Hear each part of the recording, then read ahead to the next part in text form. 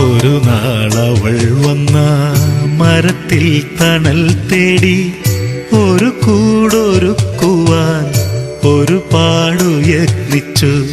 ചുള്ളിയും നാരും കൊത്തി കുഞ്ഞിക്കൂടൊരുക്കിയിട്ടവളിട്ടന്നാദ്യമായി ഒരു പൊന്മണി മുട്ട. അവളിട്ടൊരു മുട്ട വിരിയാൻ കൊതിച്ചു കൊണ്ടിട നെഞ്ചിൻ ചൂടേകി. ഇരവും പകലുമായി ദിനങ്ങൾ എണ്ണി എണ്ണി ഉറങ്ങാതിരുന്നവൾ വിശപ്പിൻ വിളി സ്വയം മറക്കാൻ ശ്രമിച്ചവൾ.